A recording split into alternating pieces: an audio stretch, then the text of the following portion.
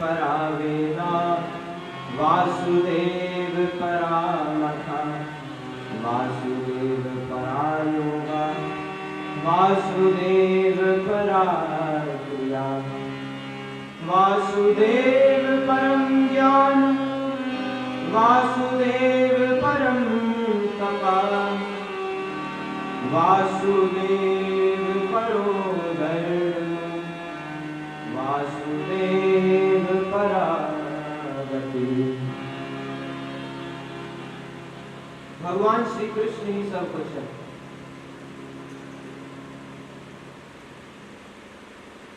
हर साधना का फल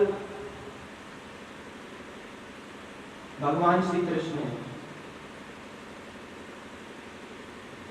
वे ही समस्त लोगों की रचना करते हैं, पालन करते हैं, संहार करते हैं, अनेक लीलाएं करते हैं, अवतार लेते हैं, भक्तों को सुख पहुंचाते हैं।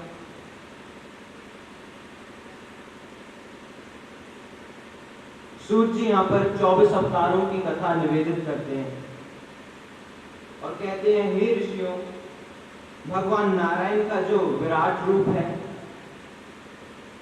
वही रूप अनेक अवतारों का अक्षय रूप है। उन्हीं नारायण भगवान ने पहला अवतार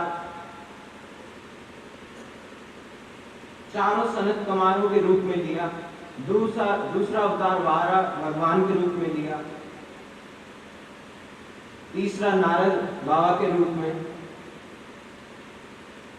चौथा नर नारायण, पांचवा कपिल भगवान, छठवां दत्तात्रेय, अत्रि और अनसुईया जी के यहाँ जन्म लिया, जिन्होंने 24 गुरु बनाए।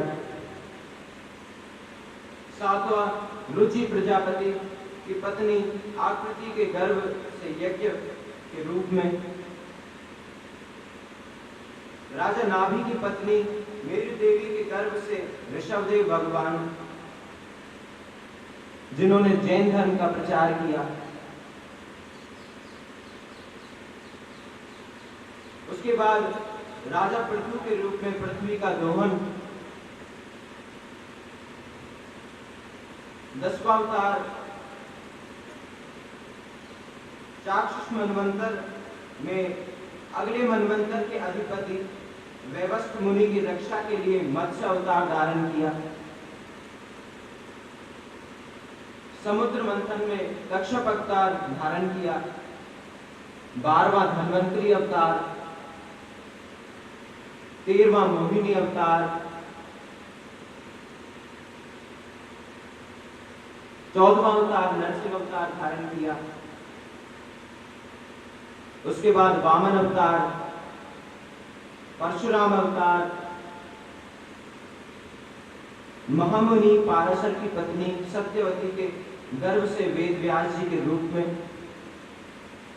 15वां अवतार दिया। 17वां अवतार दिया वेद व्यास जी के रूप में। 18वां अवतार भगवान श्री राम के रूप में। 19वां अवतार बलराम जी और 20वां अवतार भगवान श्री कृष्ण। 21वां अवतार भगवान ने हंस के रूप में लिया।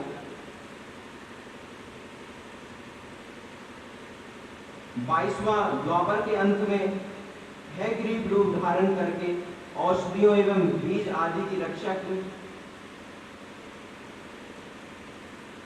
23वां अवतार कलयुग के प्रारंभ में मगध देश में राजा अजन के यहाँ भगवान बुद्ध का अवतार लिया। 24वां अवतार कलयुग के अंत में उत्तर प्रदेश के मुरादाबाद जिले में संबल नामक नगर में विष्णुयश नामक ब्राह्मण के यहाँ कलिक भगवान का अवतार होगा। सूत जी कहते हैं, हे ऋषियों, आप बड़े सौभाग्यशाली हो।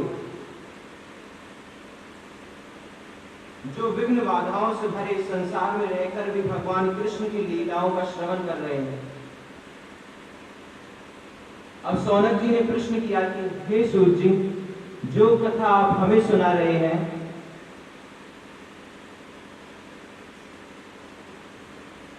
वह कथा कहां से आ रही है?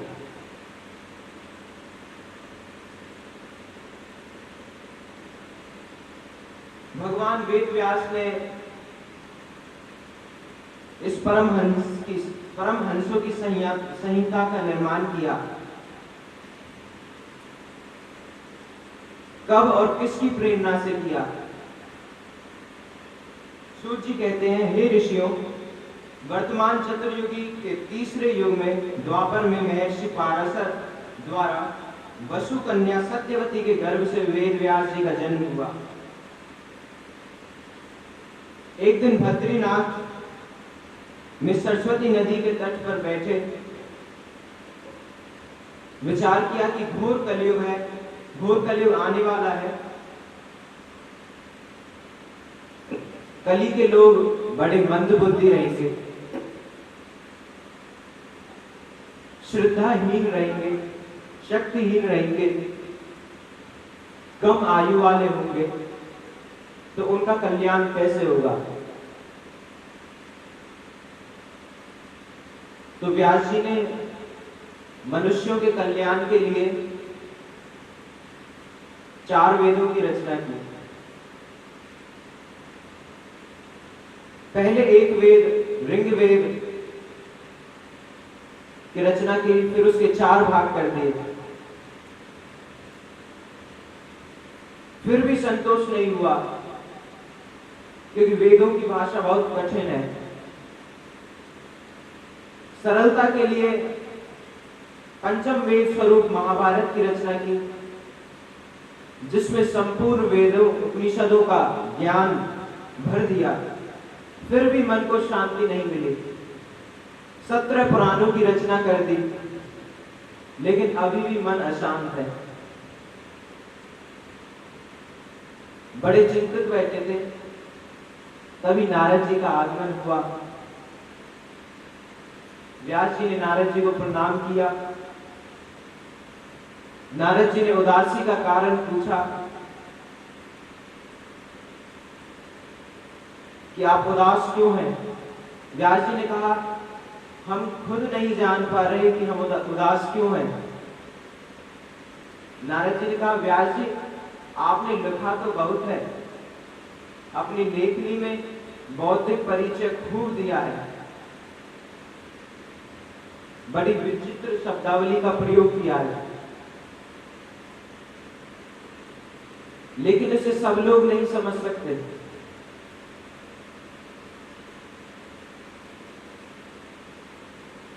आपने सभी वेदों, 4 वेदों को लिख दिया, लेकिन इन सब की इतनी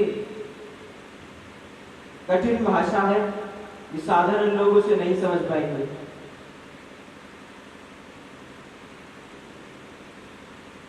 तो व्यास जी ने कहा कि आप कहना क्या चाहते हैं? फिर इसे साधारण प्राणी कैसे समझेंगे? नारद जी ने कहा, हे व्यास जी, जिस ज्ञान का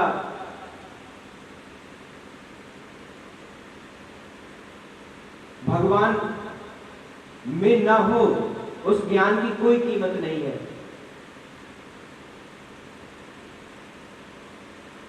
क्योंकि वह ज्ञान शांति नहीं देता। विदेशों में बुद्धि, ज्ञान, धन, ऐश्वर्य की कोई कमी नहीं है, परंतु जहां जितना धन उतनी ही अशांति है।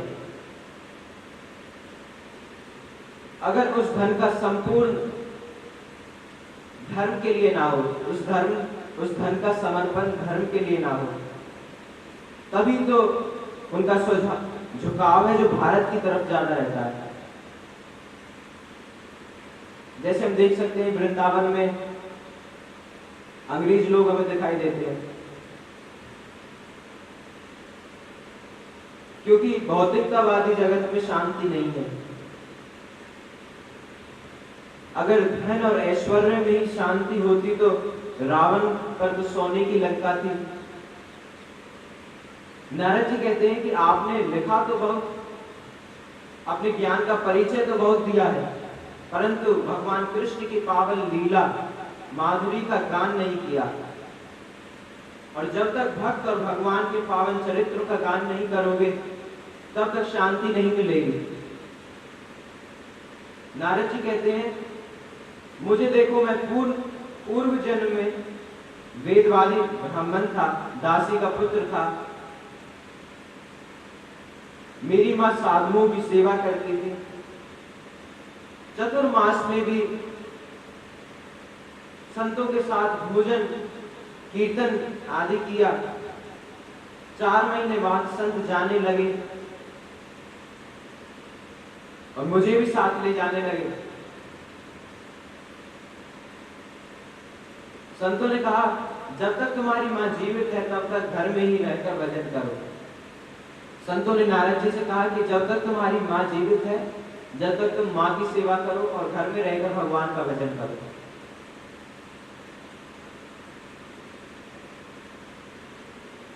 मुझे वह दुर्लभ ज्ञान का उपदेश, जिसका वर्णन स्वयं भगवान ने अपने श्रीमुख से किया है, संतों का भगवान ने जिस उपदेश का अपने मुख से वर्णन किया है, वो सभी नारद जी को सुना दिया था संतों ने। संतों ने घर से प्रस्थान किया। नारद जी घर में रहकर 24 घंटे भगवान का भजन करते थे। मां को चिंता थी कि कहीं बेटा बाबा जी ना हो जाए। विवाह की चर्चा करने लगी। अब तो नारद जी की धड़कन और तेज हो गई।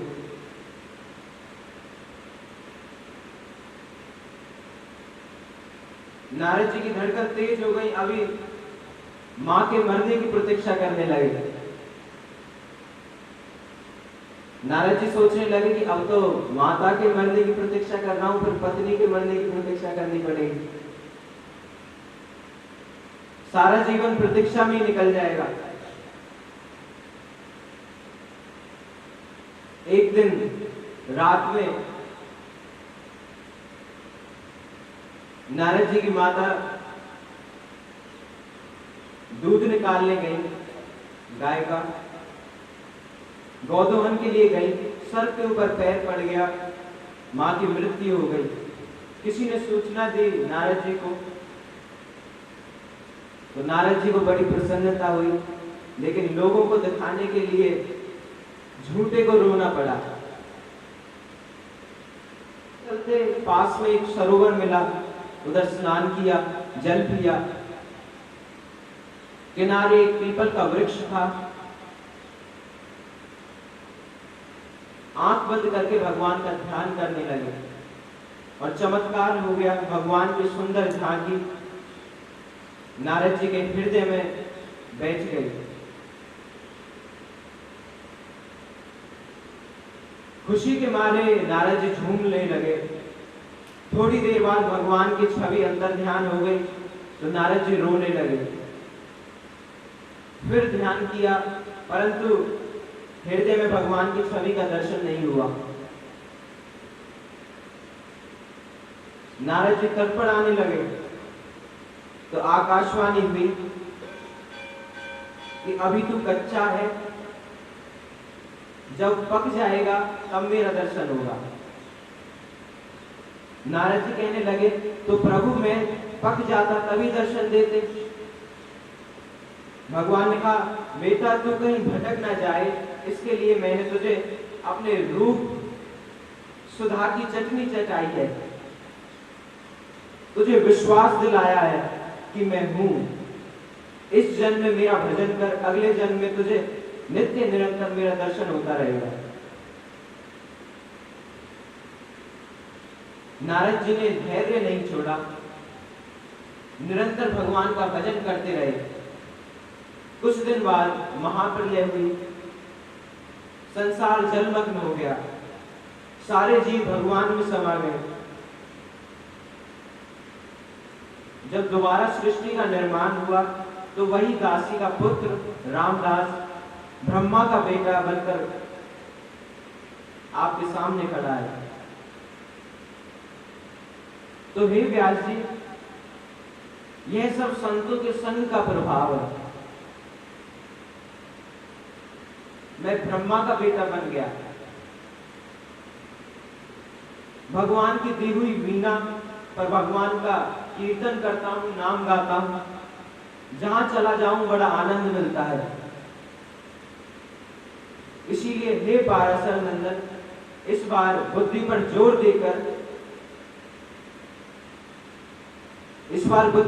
देकर नहीं, गोविंद चरणों में शरणागति स्वीकार कर कर लिखिए। भाव से कृष्ण की लीलाओं का वर्णन कीजिए। भगवान श्री कृष्ण की लीलाओं को, चरित्रों को लिखिए। ऐसा कहकर नारद जी का प्रस्थान हो गया। सरस्वती नदी के तट पर वेद व्यास जी का राम्यप्रास नाम से उनका एक आश्रम है। सरस्वती नदी में स्नान करके तन को पवित्र किया, नेत्र बंद करके भगवान का ध्यान किया, हृदय में भागवत की भागीरथी प्रकट हो गई। गणेश जी को बुलाया, व्यास जी बोलते गए, गणेश जी लिखते गए। इस तरह 18,000 श्लोकों की संहिता का निर्माण किया।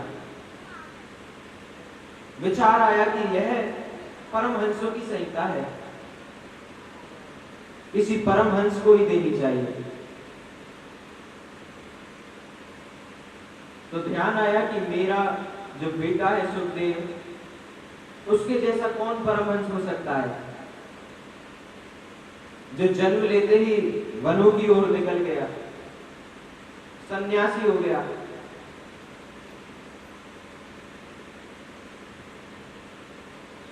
संसार में वैरागी तो बहुत है, परंतु सुखदेव जी जैसा नहीं है।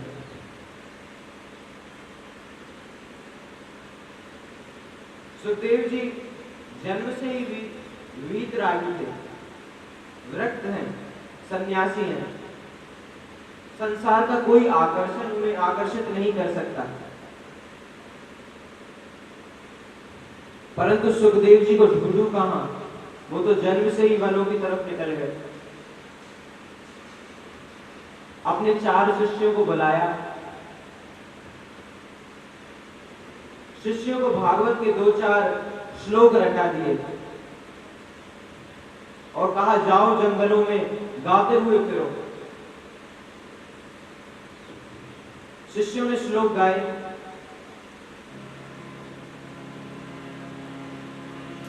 वरहापीलम नटवर वापु कर्णयो कर्णीकारम् बिभ्रद वास कनक कपीशम वेजंती च मालनम् रंधान वेणोर धर सुदया पूर्यन गोपवृंदो वृंदारण्य स्वपद रमन प्रविशद गीत कीर्तन। इस श्लोक में भगवान की सुंदरता का वर्णन है। सायंकाल का समय है, भगवान गौचारण करके वापस वृंदावन लौट रहे हैं। सिर पर मोर मुकुट है, कानों में कनेर के पुष्प हैं, शरीर पर पीतांबर है, गले में वैजंती माला है, सुंदर वेणु का नाद, पीछे अनेकों ब्रजवासियां ग्वालवाल भगवान श्री कृष्ण को घेरते हुए आ रहे हैं, उनकी कीर्ति का गान कर रहे हैं। सुखदेव जी ने जैसे ही इस श्लोक को सुना, समाधि भंग हो गई।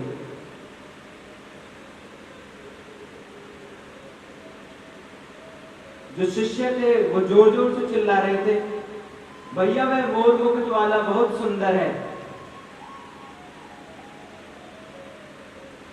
उसका दर्शन तो हमें भी चाहिए।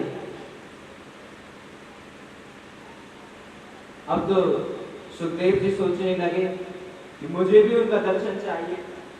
चलने लगे पर अचानक मन में विचार आया, सुंदर तो है पर जाने स्वभाव कैसा होगा,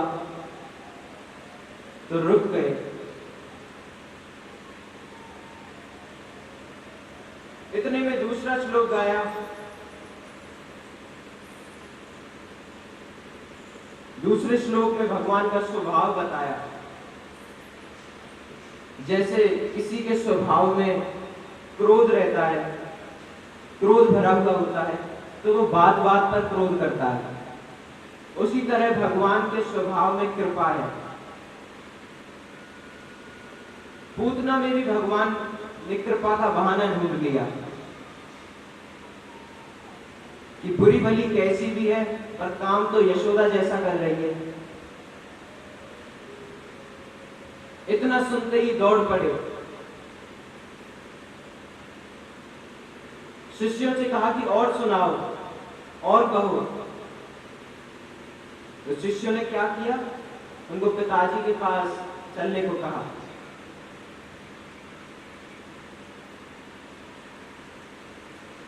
पिताजी के पास ले गए। पिता ने सोचा संसार के लोगों को बिना दिखाए यह परमहंसों की संहिता सुखदेव को दे दी तो लोग कहेंगे कि अपना बेटा था इसलिए सुखदेव को दे दी।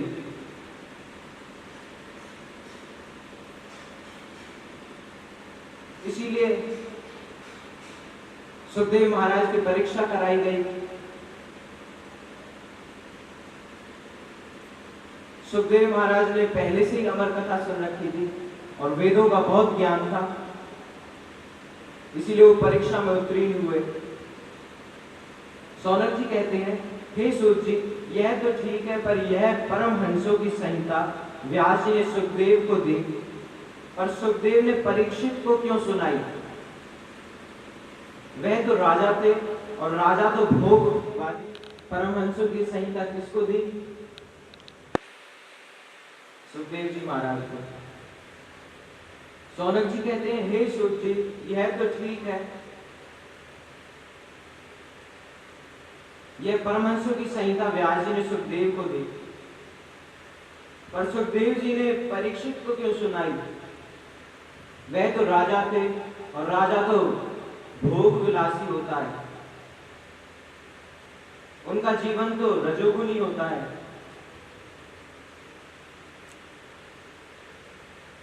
मन में एक और प्रश्न उठा कि सुखदेव जी तो इतनी ही देर गृहस्थियों के यहाँ रुकते थे जितनी देर में गाय का दूध दोहा जाता है,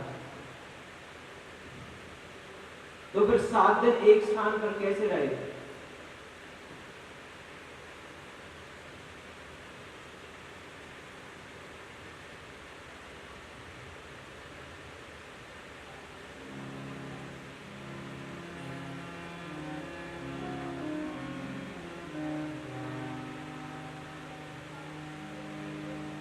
तो सूत जी ने परीक्षित की कथा सुनाई कि परीक्षित पर भगवान की पहले से ही कृपा है, जन्म से ही।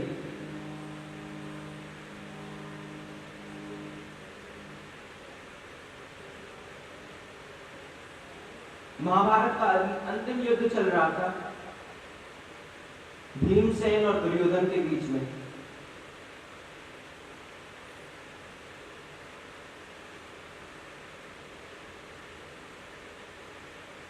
तो रात में अश्वत्थामा और दुर्योधन के बीच में वार्तालाप हो रही थी कि पांडवों को कैसे हराया जाए।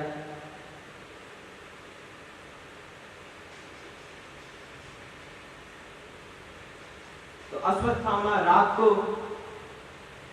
रात्रि में पांडवों के शिविर में गया। इधर भगवान ने आज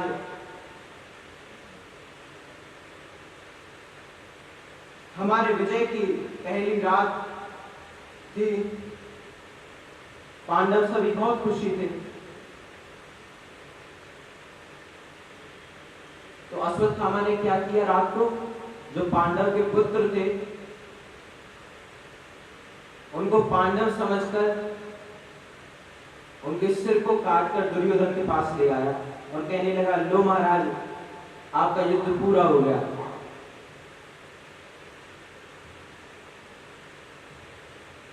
तो दुर्योधन हैरान हो गया कि ऐसा तो हो ही नहीं सकता। जो कार्य हम पर इतने बड़े युद्ध से नहीं हुआ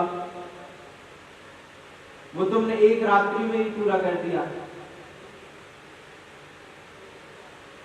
तो दुर्योधन को विश्वास नहीं हुआ। उसने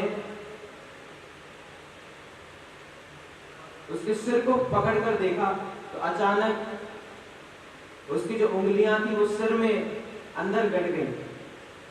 दुर्योधन ने सोच लिया कि ये पांडव हो ही नहीं सकते। तो कपड़ा हटाकर देखा तो पांडव के पुत्र थे। दुर्योधन को बहुत कष्ट हुआ।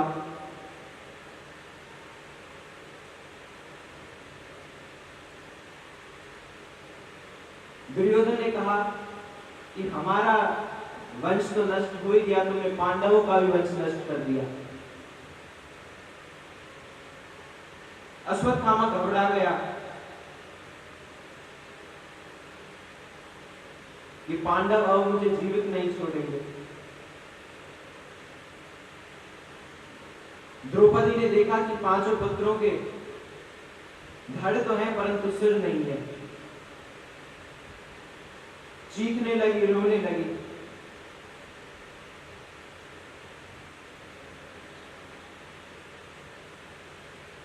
पांडवों को बहुत गुस्सा आया। वो द्रौपदी से कहने लगे कि जिसने भी हमारे पुत्रों की हत्या करी है हम उसका सिर काटकर आपको भेंट करेंगे।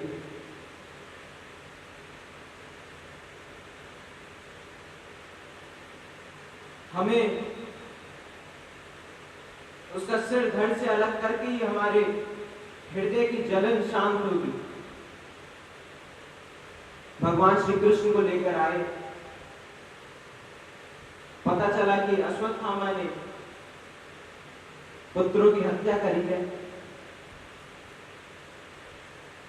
अर्जुन अश्वत्थामा के पीछे गया। वह भय से दौड़ने लगा।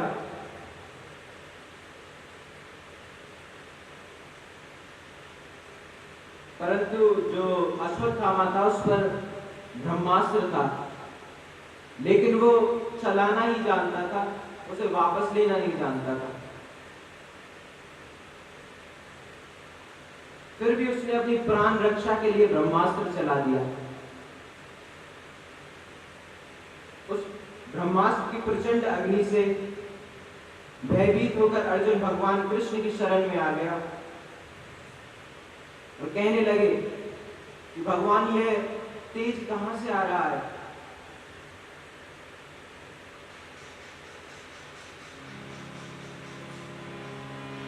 कृष्ण कृष्ण महाबाहो भक्तानां भयंकरः त्वमेव को हृदयमानानां पवर्गो असि संस्कृतः।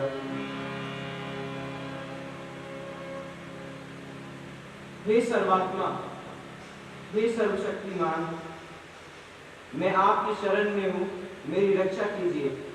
भगवान कहने लगे, अर्जुन, यह अश्वत्थामा द्वारा छोड़ा गया ब्रह्मास्त्र है। इसकी काट केवल ब्रह्मास्त्र ही है।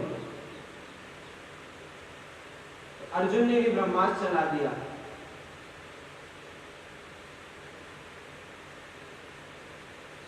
अर्जुन को उपसंहार भी आता था, लेकिन भगवान ने दोनों को शांत किया।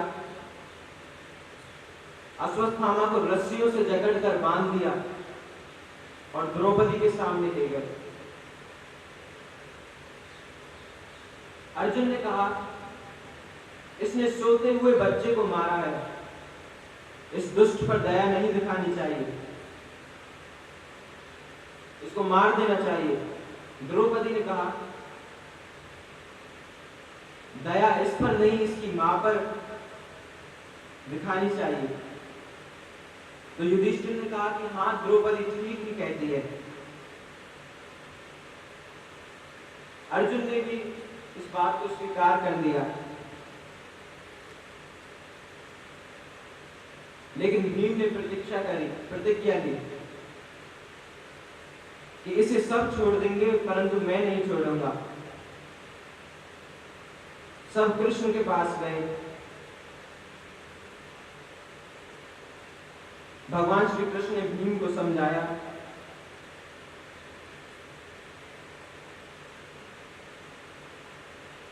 अर्जुन ने भी भीम को समझाया, क्योंकि अर्जुन ने भगवान से गीता सुन रखी, गीता का उपदेश सुन रखा है। भीम समझ गए कि भगवान क्या कहना चाहते हैं। भगवान ने गीता में भी कहा है, संभावितस्य च कीर्ति मरणादिरिच्यते।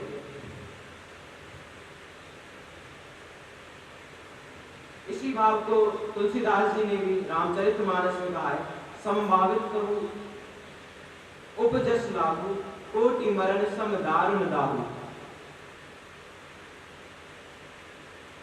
अश्वत्थामा को मुंडित कर दिया, मणि निकाल ली और धक्का देकर निकाल दिया। अश्वत्थामा में अपमान की आग जलने लगी। अश्वत्थामा ने प्रतिज्ञा की कि मैं पांडवों को निर्वंश कर दूंगा। केवल अभिमन्यु की पत्नी उत्तरा गर्भवती थी। गर्भाशय शिशु को नष्ट करने के लिए उन्हें ब्रह्मास्त्र छोड़ दिया।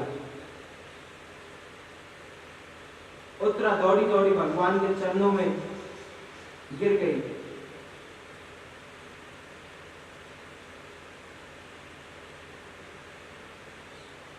भगवान से कहने लगी, भगवान आपने द्रौपदी का जब चीरहरण हुआ था, द्रौपदी ने जब आपका नाम लिया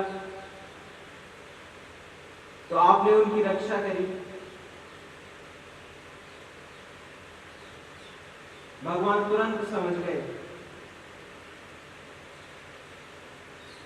कि अश्वत्थामा ने परीक्षित उत्तरा के जो गर्भ में शिशु है उसकी तरफ ब्रह्मास्त्र छोड़ा है।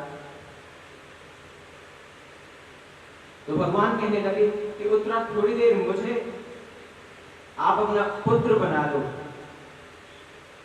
भगवान ने अंगूठे के समान रूप लिया और गर्भस्थ शिशु की रक्षा करी। अब भगवान पांडवों से विदा लेकर द्वारिका की ओर चले गए, चलने की तैयारी करने लगे।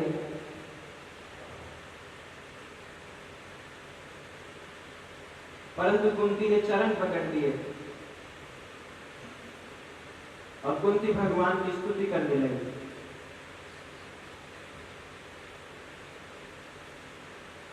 भगवान ने कहा, बुआ आप ये क्या कर रहे हो?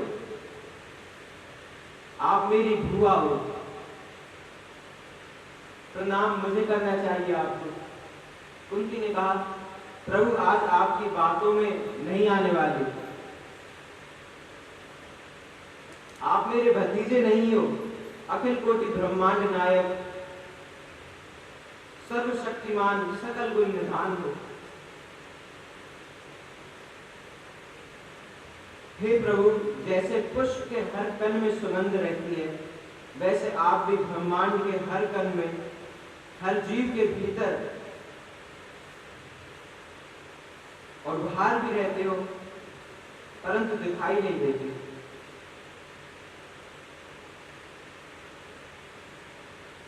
कुंती कारण भी बताती है, प्रभु आपने माया का पर्दा सबकी आंखों पर ऐसे बांध रखा है कि कोई भी आपको जल्दी नहीं जान सकता। वही जान पाता है जिसे आप जनवाना चाहते हो, और जो जान लेता है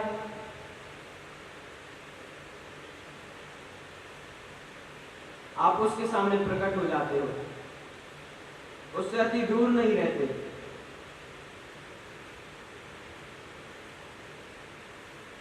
कृपया आप हमारे भी आंखों पर से वो पर्दा, माया का पर्दा हटा दीजिए।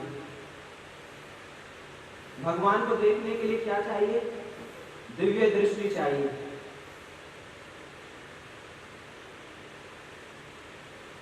इस तरह तो कुंती क्या कहती है?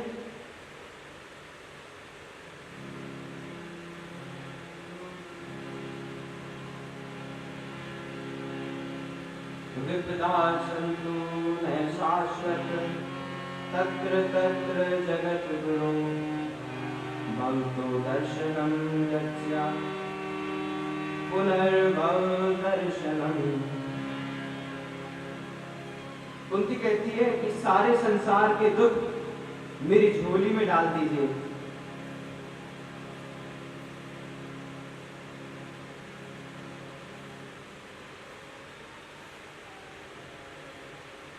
कन्हैया कहते हैं कि भूआ अभी दुखों से मन नहीं भरा, महाभारत हो गई, अभी और दुख चाहिए। तो कुंती कहती है प्रभु अगर दुख में ही आपके दर्शन होते हैं तो मैं आपसे दुखी मांगना चाहती हूं। अगर दुख आपके दर्शन का माध्यम बनता है तो संसार के जितने भी दुख हैं आप मुझे दे दीजिए, मैं दुखों को ही मांगना चाहूंगी।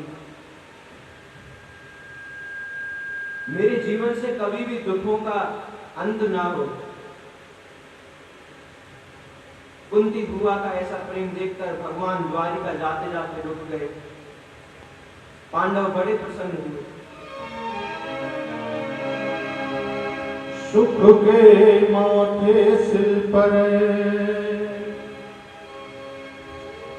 जो हरि हृदय से जाए, बलिहारी माँ दुख की तो गोविंद दियो मिलाए। सुख भी मुझे प्यारे हैं, दुख भी मुझे प्यारे हैं। छोड़ूं मैं किसे भगवन, दोनों ही मुझे प्यारे हैं। दुख भी मुझे प्यारे हैं। छोड़ूं मैं किसे भगवन, दोनों ही तुम्हारे।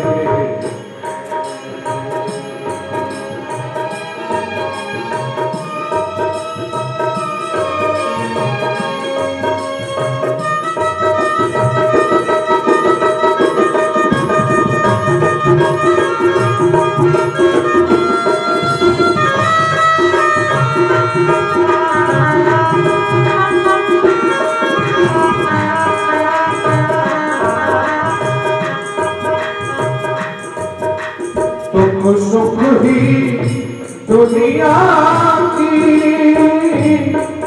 गाड़ी को चलाते हैं। दुख सुख ही दुनिया की गाड़ी को चलाते हैं। दुख सुख ही तो हम सबको इंसान बनाते हैं। दुख सुख ही हम सबको इंसान बनाते हैं। संसार की नदियों के दोनों ही किनारे हैं। छोड़ूं मैं किसे भगवन, दोनों ही तुम्हारे। सुख भी मुझे प्यारे दुख भी मुझे प्यारे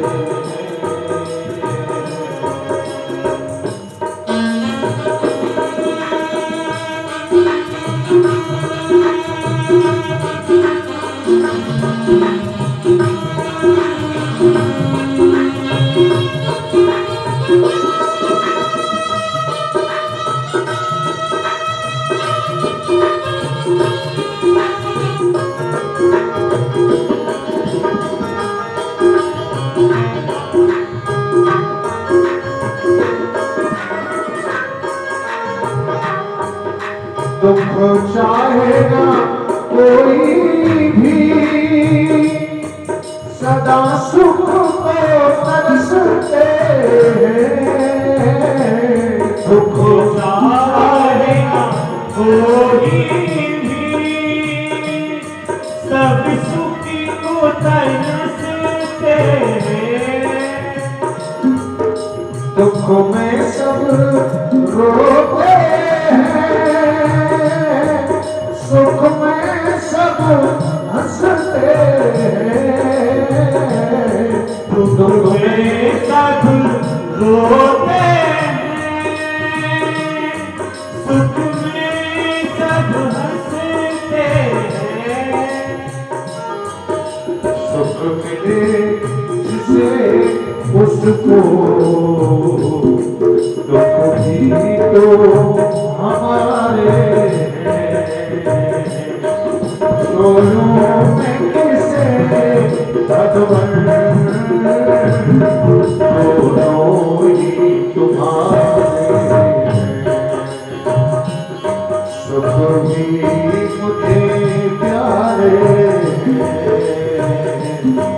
दुख भी मुझे प्यारे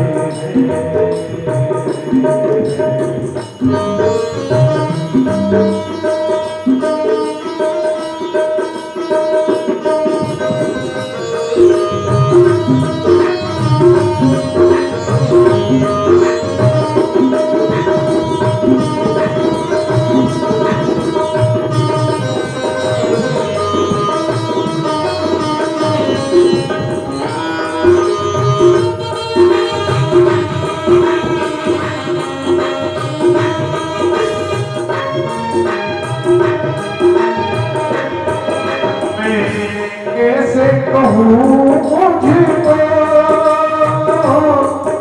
ये मेरा वो मेरे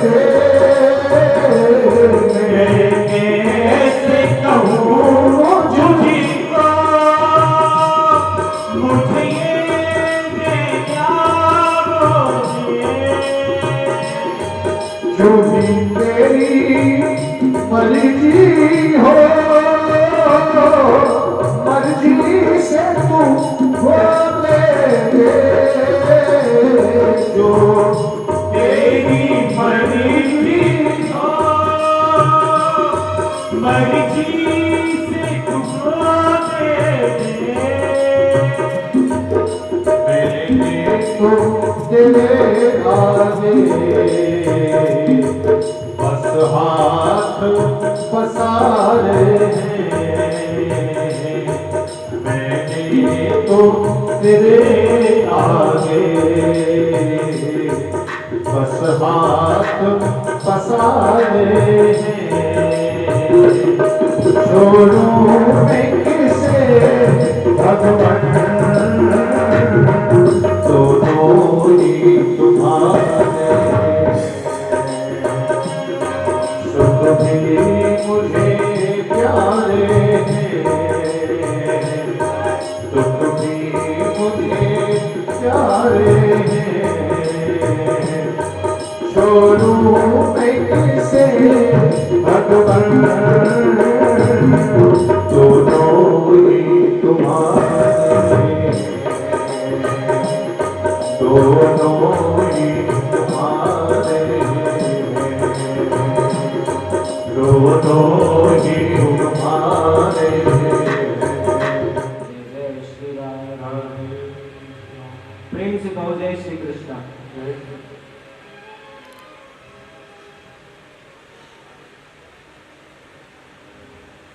पत्नी के प्रेम को देखकर भगवान कुछ दिन और रुक गए।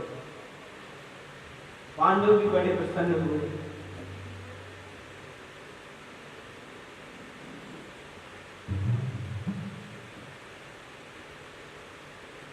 एक बार युधिष्ठिर बहुत दुखी थे, तो कन्हैया ने दुख का कारण पूछा। युधिष्ठिर ने बताया कि भगवान सारे सगे संबंधियों को मारकर ये राजगद्दी अच्छी नहीं लगती, इस पर मेरा बैठने का मन नहीं करता।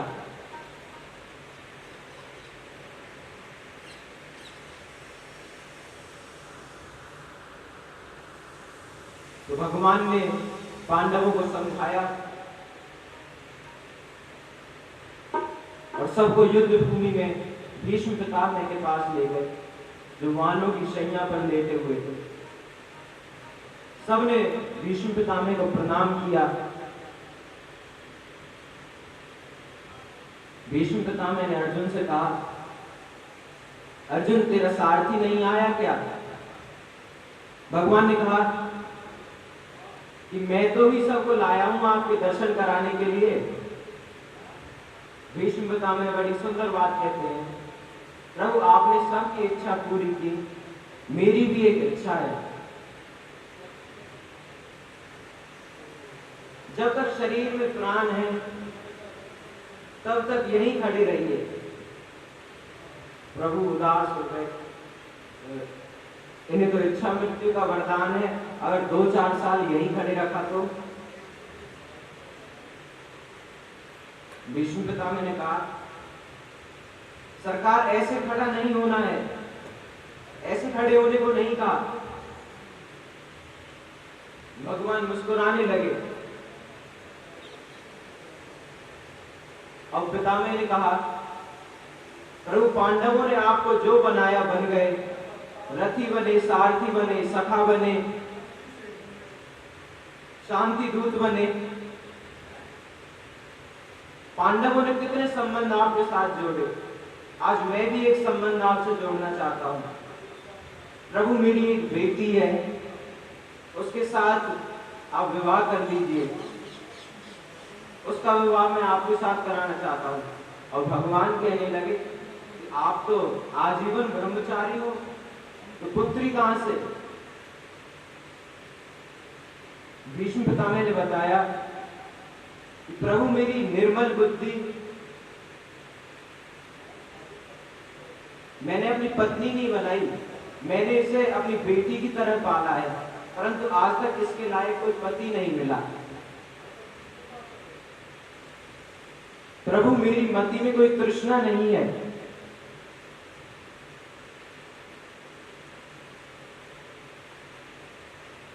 मेरी बुद्धि बिल्कुल निर्मल है।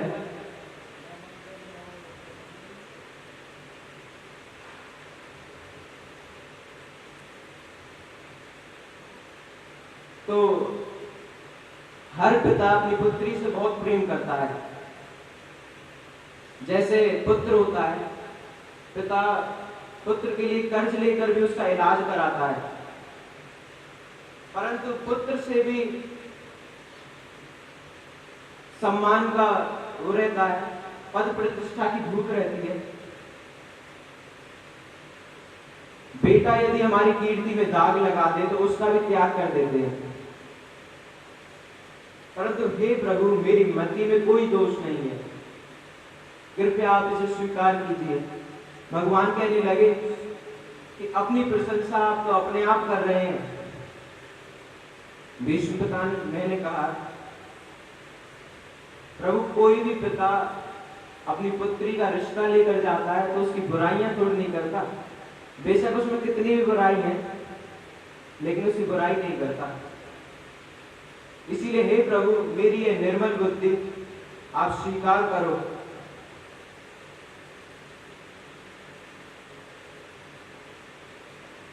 भगवान ने उनकी इच्छा को मान लिया। ऐसी सुंदर स्तुति करते करते भीष्म पितामह ने अपने प्राण त्यागे और भगवान के पास चले गए।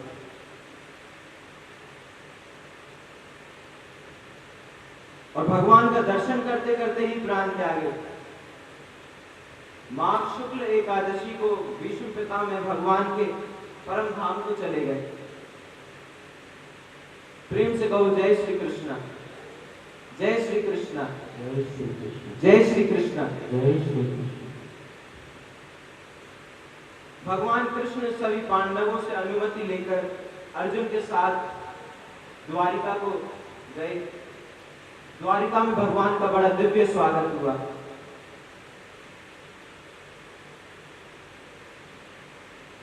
इधर समय आने पर अभिमन्यु की पत्नी उत्तरा के गर्भ से सुंदर बालक का जन्म हुआ।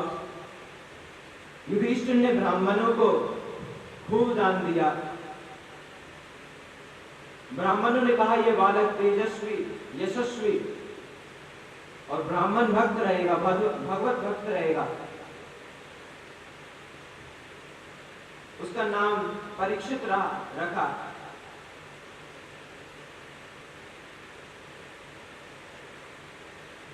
इधर अर्जुन को द्वारिका गए काफी दिन हो गए, कोई समाचार नहीं था।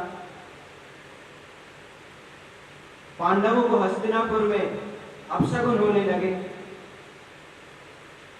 और अचानक सामने से अर्जुन को आते हुए देखा। आंखों में आंसू देखे, मुख के तेज को नष्ट देखा। युधिष्ठिर ने पूछा, अग्नि के तेज को फीका करने वाले आपके मुखमंडल का तेज कहां है? आपका किसी ने अपमान तो नहीं किया?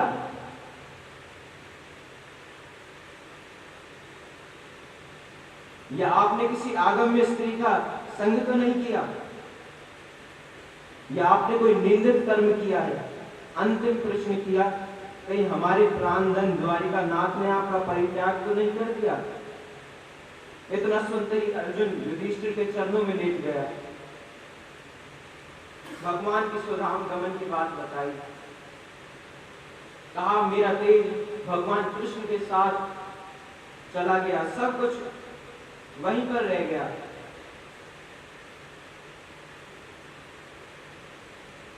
उन्होंने मुझे बताया कि कृष्ण ने ही भागवत महाभारत में मुझे विजय दिलाई थी।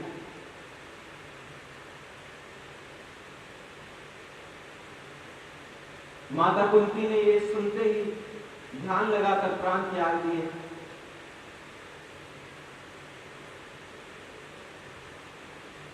युधिष्ठिर ने परीक्षित को राजा बनाया, राजनीति का उपदेश दिया और सभी पांडव हिमालय की यात्रा के लिए चले गए। भागवत आराधना करते हुए भगवत धाम को गए सभी। परीक्षित छोटी उम्र में ही राजा बन गए थे, धीरे धीरे बड़े हुए। एक दिन मंत्रियों से कहा कि हमें अपने राज्य की सीमाएं देखनी है, हम अपनी राज्य की सीमाएं देखना चाहते हैं। अब तो जहां जाएं वहीं पूर्वजों की प्रशंसा सुनने को मिले। पर एक जगह बड़ा विचित्र दृश्य देखा। एक सांवला व्यक्ति हाथ में डंडा लेकर एक गाय और बैल को पीट रहा है। गाय और बैल दोनों रोते हुए आपस में बात कर रहे हैं। बैल ने कहा मेरे 4 पैर थे, अब केवल एक ही पैर रह गया है, इसीलिए मैं बहुत दुखी हूं।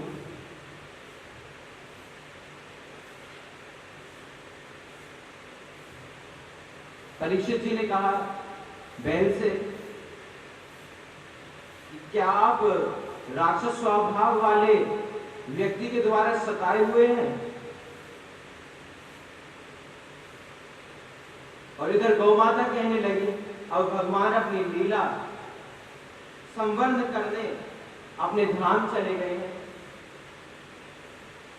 और कलयुग का प्रारंभ हो गया है, दुष्टों का बोलबाला हो गया है। परीक्षित ने इनकी बातों को बड़ी गौर से सुना और हाथ में तलवार लेकर तुरंत उस काले पुरुष को मारने के लिए दौड़े। कहने लगे, हे मां, अब मैं आपको चिंतित नहीं देख सकता। यह जो काला पुरुष है, मैं आज इसकी मृत्यु कर दूंगा। हे वृषभदेव, आपकी वार्ता से लग रहा है कि आप बैल के रूप में आप साक्षात धर्म हैं। सतयुग में धर्म के 4 चरण, तप, पवित्रता, दया और सत्य, जिसमें अहंकार ने तपस्या को भंग कर दिया, 3 चरण रह गए। आसक्ति ने पवित्रता को भंग कर दिया, जिससे 2 चरण रह गए, और मद ने दया को नष्ट कर दिया। अब केवल 1 चरण रह गया, सत्य। ये गौमाता और कोई नहीं, साक्षात भूदेवी है, पृथ्वी माता है, जो भगवान के परम धाम जाने से दुखी है।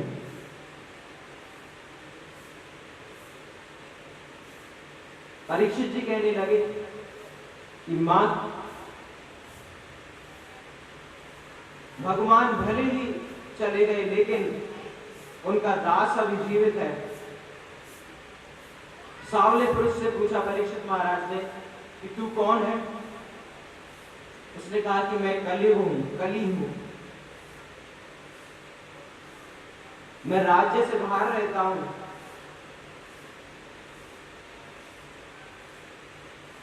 सरकार, जहां जाऊं वहीं से निकाल दिया जाता हूं, इसीलिए आपके राज्य में शरण लेने आया हूं। आपके पूर्वजों की बड़ी प्रशंसा सुनी है, उन्होंने आज तक किसी शरणागत को नहीं ठुकराया, शरणागति को।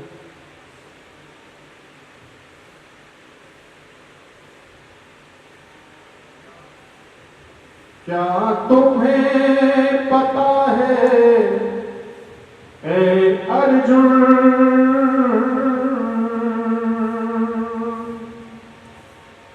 भगवान कृष्ण ने अर्जुन को अपने पास बुलाया और कहने लगे, हे अर्जुन, क्या तुम्हें पता है ए अर्जुन, अब द्वापर जाने वाला है,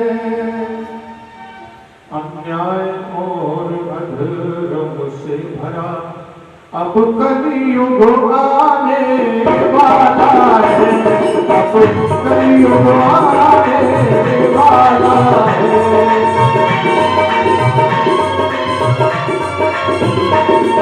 क्या तुम्हें पता है ए अर्जुन, अब द्वापर जाने वाला है, अन्याय और अधर्म से भरा अब कलियुग आने वाला है, अब कलियुग आने वाला है।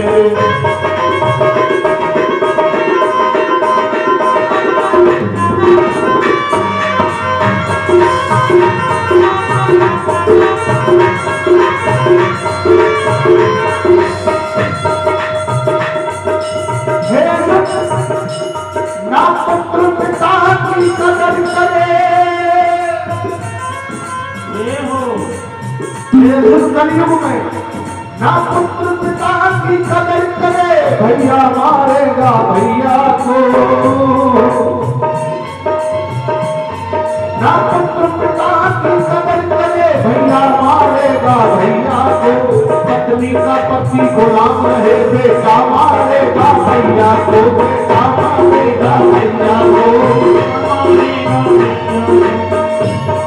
पापी कलयुग में है अर्जुन ये अधर्म छाने वाला।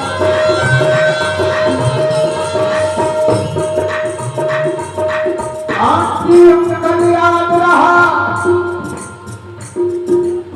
आंटी अंकल याद रहा और चाचा ताऊ भूल गए, साली का जन्मदिन याद रहा और माँ की दवाई भूल गए, कुत्ते को घुमाना याद रहा और गाय की रोटी भूल गए, टीवी का सीरियल याद रहा, भगवान की भक्ति भूल गए, भगवान की भक्ति भूल गए, भगवान की भक्ति भूल गए।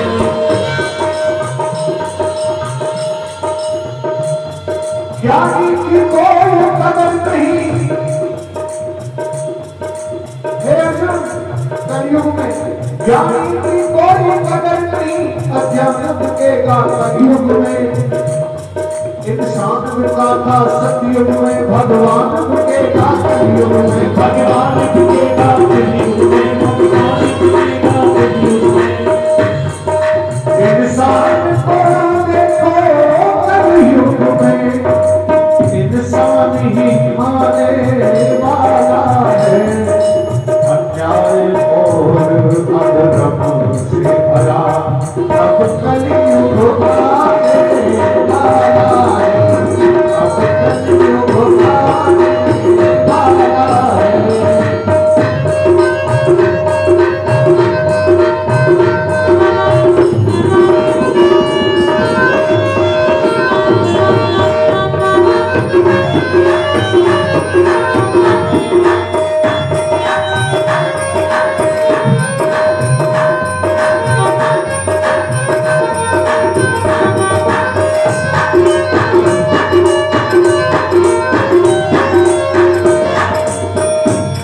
बेटी पैदा होकर घर में, ये अजब कलयुग में बेटी पैदा होकर घर में माँ बाप का जिया जलाएगी, बेटी पैदा होकर घर में माँ बाप का जिया जलाएगी। मेरी प्यारी ये गौ माता कलयुग में काटी जाएगी, कलयुग में काटी जाएगी, कलयुग में काटी जाएगी। पैसों के लिए बहू रानी को ससुराल जलाने वाला है, अन्याय और अधर्म से भरा अब कलयुग आने वाला है, अब कलयुग आने वाला है।